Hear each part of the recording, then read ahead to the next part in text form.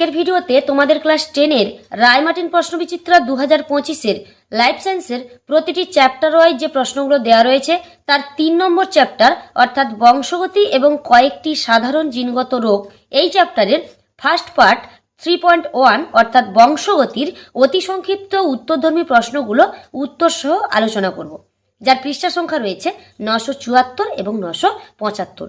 তোমাদের মধ্যে একজন কমেন্ট করেছিল বংশগতির প্রশ্নগুলো আগে দিতে, তাই আমি বংশগতির প্রশ্নগুলো আগে দিয়ে নিচ্ছি। নেক্সট ভিডিওতে 2.3 এবং 2.4-এর অতি সংক্ষিপ্ত উত্তরধর্মী প্রশ্নগুলো উত্তর সহ আলোচনা করব। অতি সংক্ষিপ্ত উত্তরধর্মী প্রশ্নের এর দাগের ফার্স্ট প্রশ্ন রয়েছে, একই জিনের বিভিন্ন রূপকে ড্যাশ বলে। অ্যান্সারটা হবে অ্যালিল বলে। অথবাতে রয়েছে, সমসমস্ত ক্রোমোজোমের একই লোকাসে অবস্থিত বিপরীত চারিত্রিক বৈশিষ্ট্য বহনকারী জিন দুটিকে বলে ড্যাশ। Answer allele. 2 নম্বর, পুংকেশর চক্র কেটে উভলিঙ্গ ফুলকে স্ত্রী ফুলে পরিণত করার ঘটনাকে বলে ড্যাশ। উত্তর হবে ইমাস্কুলেশন। অথবাতে রয়েছে, স্বপরাগযোগ প্রতিহত করার কৃত্রিম পদ্ধতিকে ড্যাশ বলে। অ্যান্সার হবে ইমাস্কুলেশন।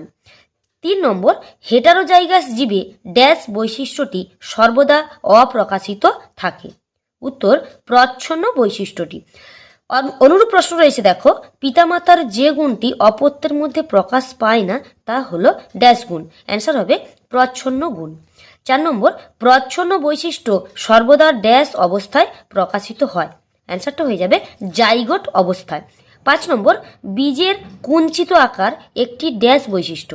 অ্যান্সার প্রচ্ছন্ন বৈশিষ্ট্য। অনুরূপ প্রশ্ন রয়েছে, দেখো, মটর গাছের ও নিম্নলিখিত বৈশিষ্ট্যগুলির মধ্যে প্রচ্ছন্ন বৈশিষ্ট্যটি হলো। সঠিক উত্তর অপশান ক, কুঞ্চিত বীজ। 6 নম্বর প্রশ্ন, রোলার জীব মোড়ার ক্ষমতা সম্পন্ন জিনটি ড্যাশ। উত্তর হবে প্রকট। 7 নম্বর প্রশ্ন রয়েছে, এক সংকর জননে F1 জনুতে টেস্ট ক্রসের ফিনোটাইপিক অনুপাত হলো ড্যাশ। উত্তর হবে 1:1। কারণ দেখো, F1 জনু বলেছে এখানে, F2 জনু কিন্তু বলেনি। F2 জনু বললে তখন কিন্তু উত্তরটা হতো 3:1।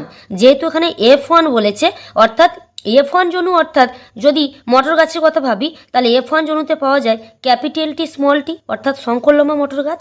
টেস্ট ক্রস কথার অর্থ হলো, এই যে F1 জনুতে শঙ্করলম্বা মটর গাছ পাওয়া গেল, এই F1 জনুর সঙ্গে প্রচ্ছন্ন বৈশিষ্ট্যযুক্ত জনিত্রী জীব, অর্থাৎ এখানে কি হয়, বিশুদ্ধ বেটে মটর গাছ স্মল টি, এর যদি সংকরায়ন করানো হয় বা ক্রসিং হয়, তাহলে যে ফিনোটাইপটা দেখা যাবে তার অনুপাত। এক্ষেত্রে তোমরা এই ক্যাপিটাল টি আর স্মল টি দুটোর ক্রস করলে দেখতে পাবে উত্তরটা তোমাদের হবে, চেকারবোর্ড করলে দেখতে পাবে উত্তরটা হবে 1:1।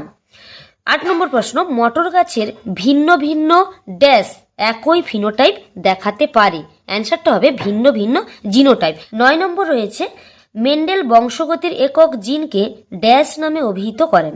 অ্যান্সারটা হবে ফ্যাক্টর নামে অভিহিত করেন। 10 নম্বর রয়েছে, দেখো, জীবের কোনো চারিত্রিক বৈশিষ্ট্যের বাহ্যিক প্রকাশকে ড্যাশ বলে। উত্তরটা হবে ফিনোটাইপ বলে।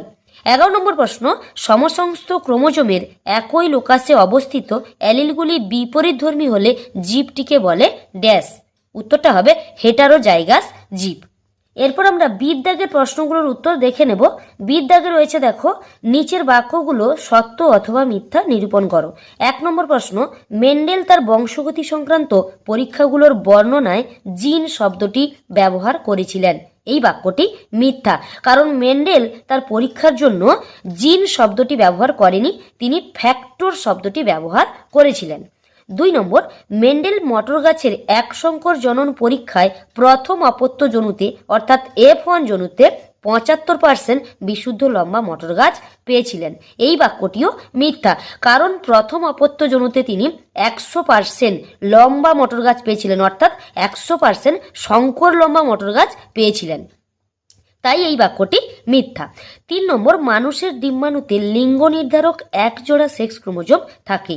এই বাক্যটি মিথ্যা, কারণ দেখো মানুষের ডিম্বাণুতে লিঙ্গ নির্ধারক এক জোড়া নয়, একটি মাত্র সেক্স ক্রোমোজোম থাকে।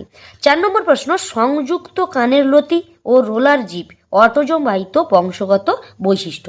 এই বাক্যটি মিথ্যা, কারণ দেখো রোলার জিভ অটোজোম বাহিত প্রকট বংশগত বৈশিষ্ট্য ঠিকই, কিন্তু সংযুক্ত কানের লতি প্রকট বৈশিষ্ট্য নয়। এটি হলো একজোড়া মিউটেশন যুক্ত প্রচ্ছন্ন জিনগত বৈশিষ্ট্য, তাই এই বাক্যটি মিথ্যা। 5 নম্বর প্রশ্ন, অসম্পূর্ণ প্রকটতার ক্ষেত্রে জিনোটাইপ ও ফিনোটাইপ অনুপাত একই হয়। এই বাক্যটি সম্পূর্ণ সত্য, আর জিনোটাইপ ও ফিনোটাইপ অনুপাতটা হয় 1:2:1। 6 নম্বর রয়েছে দেখো, capital Y small Y capital আর জিনোটাইপ যুক্ত মটর গাছ থেকে কেবলমাত্র এক ধরনের গ্যামেট উৎপন্ন হয়। এই বাক্যটি মিথ্যা, কারণ দেখো এখান থেকে মোট 2 ধরনের গ্যামেট উৎপন্ন হয়। সেগুলো হলো ক্যাপিটাল ওয়াই ক্যাপিটাল আর এক ধরনের, আর এক ধরনের হয় স্মল ওয়াই ক্যাপিটাল আর। সাথে রয়েছে, যদি কোনো মটর গাছে ক্যাপিটাল টি বা স্মল টি বৈশিষ্ট্য থাকে, তবে এই অ্যালিলের সাপেক্ষে মটর গাছটি হেটারোজাইগাস হয়। এই বাক্যটিও মিথ্যা, কারণ দেখো ক্যাপিটাল টি দুটোই একই প্রকৃতির, অর্থাৎ এটা হবে হোমোজাইগাস, বা স্মল টির ক্ষেত্রেও এটা হবে কি হোমোজাইগাস, কিন্তু এখানে দিয়েছে হেটারোজাইগাস, তাই এই বাক্যটি মিথ্যা। নেক্সট রয়েছে 14 নম্বর প্রশ্ন, ওয়াই ক্রোমোজোম স্ত্রী ও পুরুষ উভয়ের দেহেই থাকে। এই বাক্যটি মিথ্যা, কারণ ওয়াই ক্রোমোজোম শুধুমাত্র পুরুষ দেহে থাকে, স্ত্রীর দেহে কিন্তু এটি থাকে না। 15 নম্বর, মেন্ডেলের নির্বাচিত মটর গাছে ফুলের সাদা বর্ণের বৈশিষ্ট্য বেগুনির ওপর প্রকট। এই বাক্যটি মিথ্যা, কারণ দেখো মেন্ডেলের নির্বাচিত মটর গাছে ফুলের বেগুনির ওপর বা বেগুনি বর্ণের বৈশিষ্ট্য সাদার ওপর প্রকট, অর্থাৎ বেগুনি হলো প্রকট বৈশিষ্ট্য আর সাদা হলো প্রচ্ছন্ন বৈশিষ্ট্য, কিন্তু এখানে দেখো তার উল্টো দিয়েছে, তাই বাক্যটি মিথ্যা। 16 নম্বর, প্রকট বৈশিষ্ট্য বিশুদ্ধ হোমোজাইগাস ও সংকর হেটারোজাইগাস উভয় অবস্থায় প্রকাশ পায়। এই বাক্যটি সত্য। সিদ্ধাকে রয়েছে, একটি শব্দে বা একটি বাক্যে উত্তর দাও। 1 নম্বর প্রশ্ন, মেন্ডেলের এক সংকর জননের পরীক্ষায় প্রাপ্ত দ্বিতীয় অপত্য জনুর অর্থাৎ F2 জনুর জিনোটাইপিক অনুপাত্রে লেখো। তো এই প্রশ্নের উত্তরটা হবে, বিশুদ্ধ লম্বা ইচ টু সংকর লম্বা ইচ টু বিশুদ্ধ বেটে সমান 1:2:1। নেক্সট রয়েছে অথবাতে, বিশুদ্ধ দীর্ঘ ক্যাপিটাল টি ও বিশুদ্ধ খর্ব স্মল টি মটর গাছের এক সংকর জনন পরীক্ষায় F2 জনুতে প্রাপ্ত উদ্ভিদগুলির জিনোটাইপগত অনুপাত উল্লেখ করো। অ্যান্সারটা হবে capital T is to capital T is to small T সমান 1:2:1। 2 নম্বর, মেন্ডেল তার দ্বিসংকর জনন পরীক্ষার মাধ্যমে কোন সূত্রটি প্রতিষ্ঠা করেন? অ্যান্সারটা হবে স্বাধীন বিন্যাসের সূত্র, বা তোমরা স্বাধীন সঞ্চালনের সূত্র লিখতে পারো। অথবাতে রয়েছে অনুরূপ প্রশ্ন রয়েছে, স্বাধীন বিন্যাস সূত্রটি প্রবর্তন করতে মেন্ডেল কী ধরনের পরীক্ষা করেছিলেন? উত্তরটা হবে দ্বিসংকর জনন পরীক্ষা করেছিলেন। 3 নম্বর, দ্বিসংকর জনন পরীক্ষায় F1 জনুতে উৎপন্ন সংকর উদ্ভিদ capital Y capital R small R থেকে সম্ভাব্য গ্যামেটগুলি কি কি হতে পারে? অ্যান্সারটা হবে 4 প্রকারের গ্যামেট উৎপন্ন হবে।